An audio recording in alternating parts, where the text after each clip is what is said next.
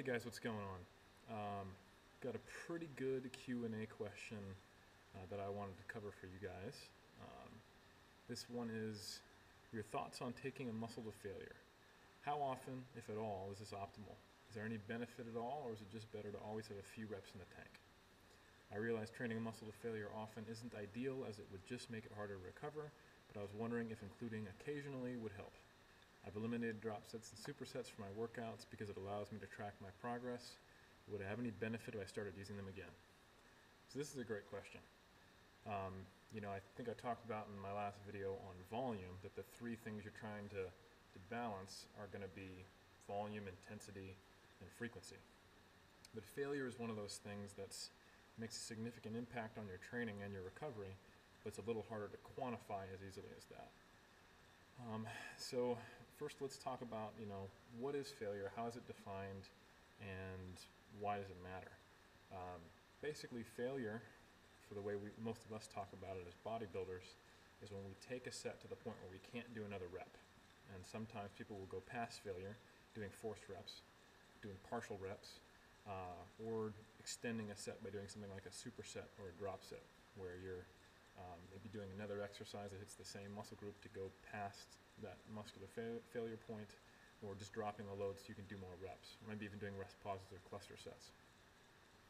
So why people want to do this? Well, basically because it allows you to do more work when your muscle is fully activated.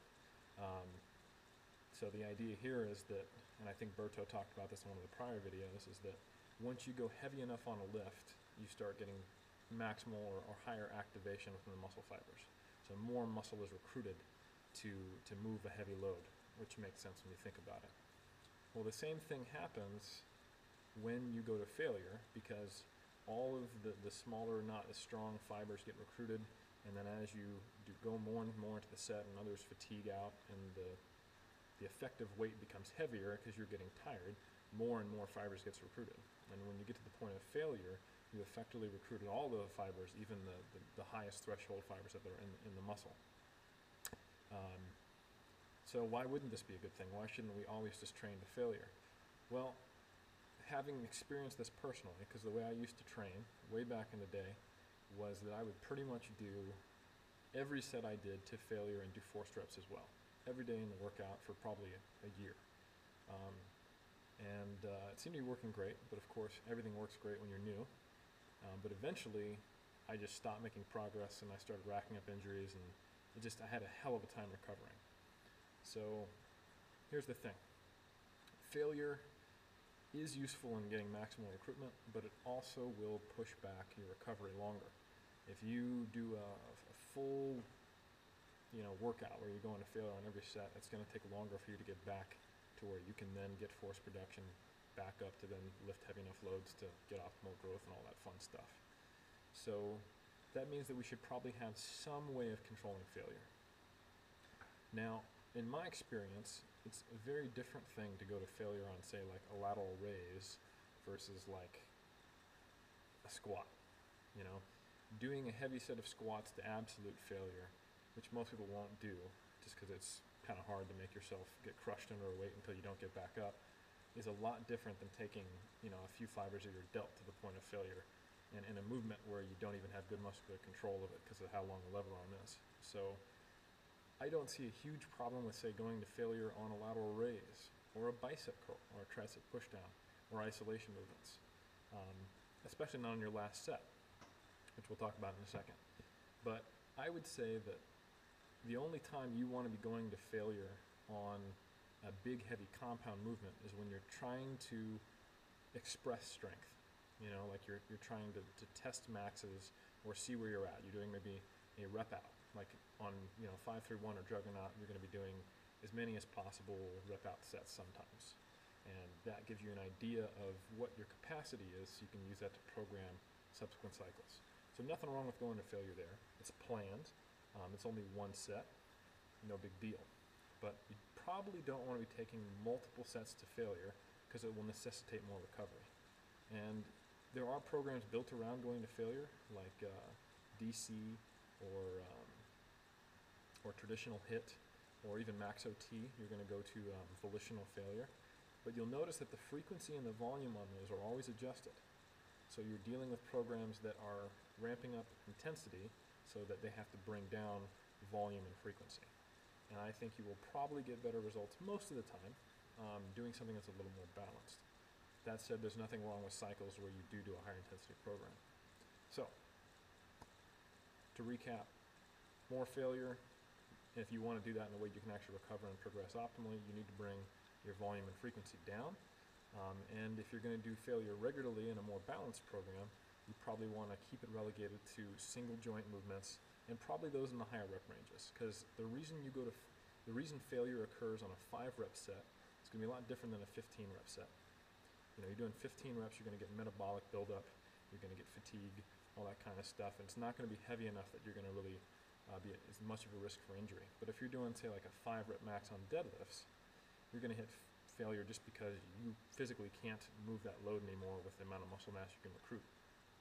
So there's going to be a greater amount of central fatigue and a recovery component from doing, you know, a rep out of your 5 rep max on deadlifts versus a 15 rep, you know, reverse cable push down. You know, that you'll be fine from in 15 minutes. Versus the other one, you might notice it takes you a week before you can get the strength back. So in a regular balanced program, you probably want to keep your failure to isolation movements in the higher rep ranges, or when you're trying to express strength to see where you're at and to program off of. And the last thing I want to talk about is if you want to be incorporating some failure into your training and you're going to keep it to the higher rep ranges and movements where it's safe, there's not a risk of injury, maybe even some compound movements, then you probably want to put it on the last set. Because if you think about it, like if you do, let's say, just a set of bench press, let's say you have a spotter, it's safe, and you're doing a hypertrophy program and you're working in the 8 to 10 rep range, and you know you can recover, you think it's fine, you know, so you're going to go basically 10 reps to failure and then, you know, see what happens on the subsequent sets. So let's say you go 225 and you hit 10. Boom, blows you up. You can barely get that 10th rep. Your next set, depending on how good you are at recovering and how adapted you are to this type of training, might be anywhere from 7 to 9 reps, maybe 6 if you really have a tough time, you know, recovering from failure. And then, okay, boom, then you do, say, your 7 rep max after that. And then your last set, maybe you get 5 reps. So let's say you get 10, 7, 5 with 225.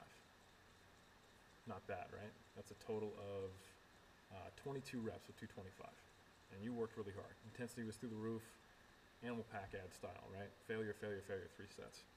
This seems like you're working really hard, but if you think about it, if you'd kept, say, 1 rep in the tank on each set instead, then you would have got 9 reps.